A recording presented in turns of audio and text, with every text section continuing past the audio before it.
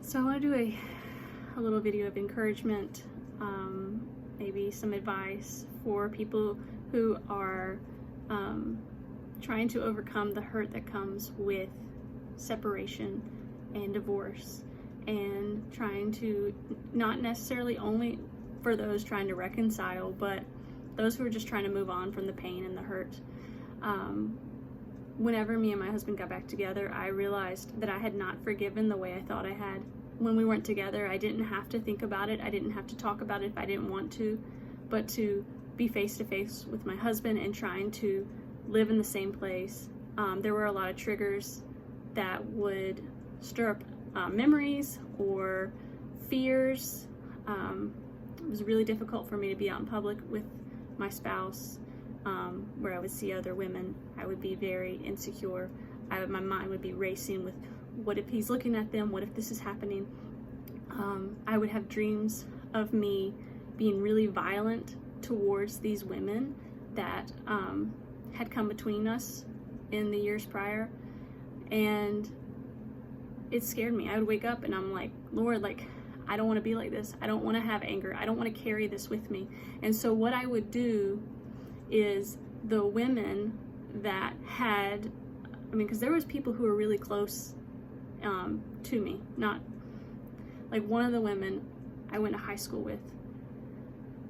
And so that was really painful. And actually, whenever we separated originally, me and my husband, I contacted her because her and her husband had just separated, and I was asking her for advice, and little did I know that she was one of the women. And I felt humiliated afterwards. I even found information on the phone, like voice messages between them two.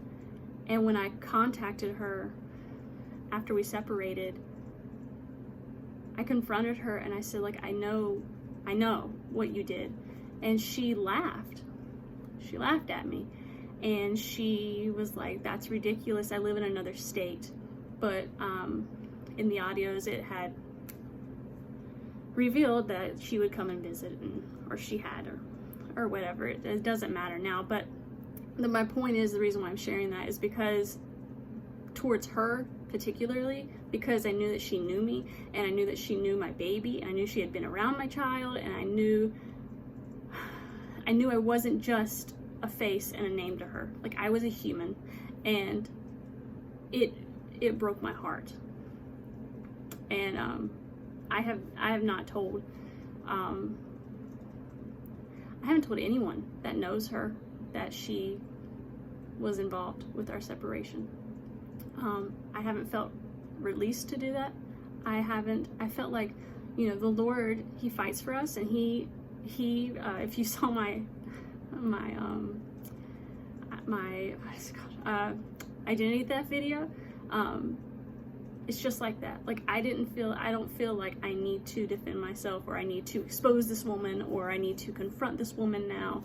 I know the Lord's going to take care of it, but what I was trying to get at is that, like, so with her, I was very hurt, and she was the one I would have dreams about the most. And instead of feeding that anger when I would wake up, I would pray for her, and I would ask God to bless her, and I would ask God that this wouldn't happen to her. Like, I would ask God to bless her marriage, because she had gotten married again, and I would ask the Lord to bless her children, and to bless her babies, her womb, her finances. And it was like going against the flesh.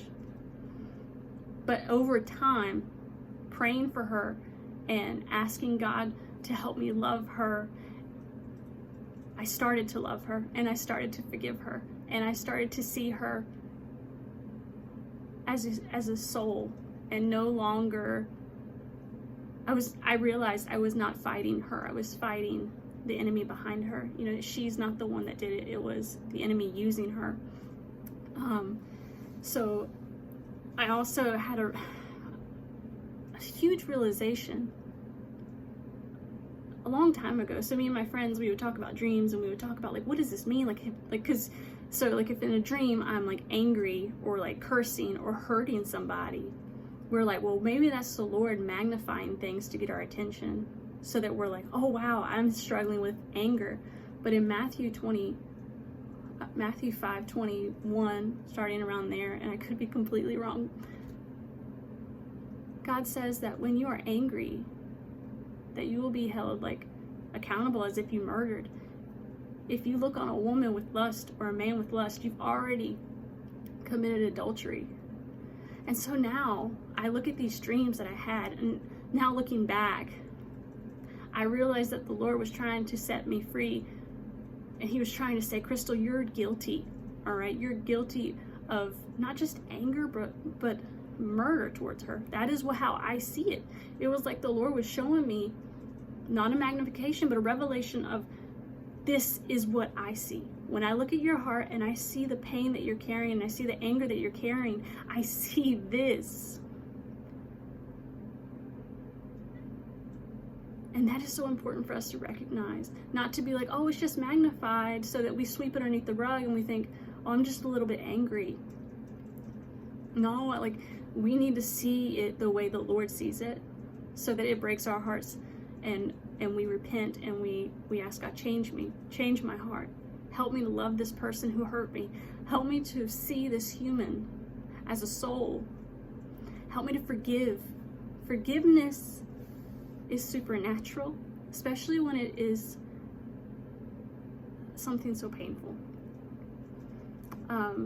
Also, another thing that I would do, so like I would have triggers, or I'd wake up from these things, or I would worry.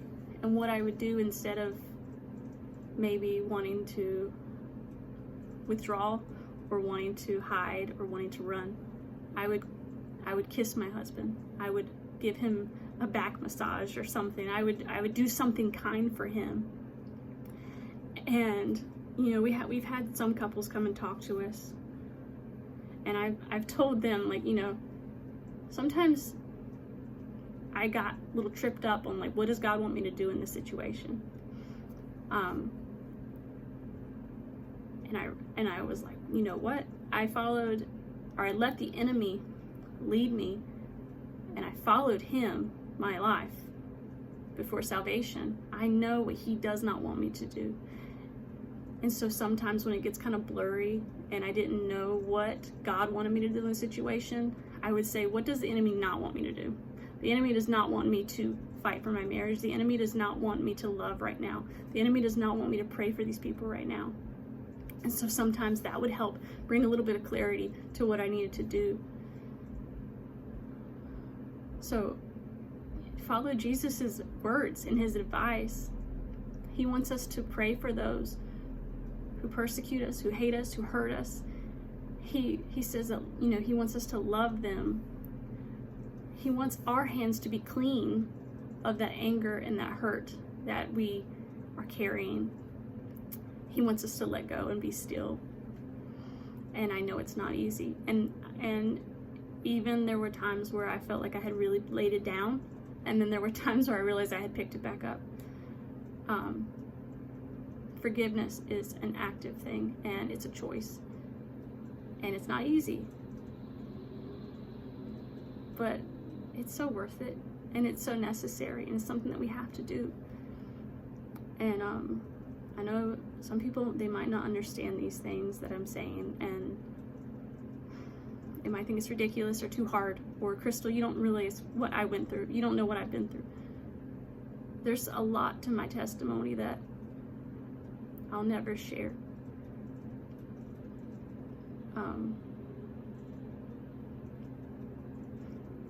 Believe me, I know it's hard, but with God, all things are possible.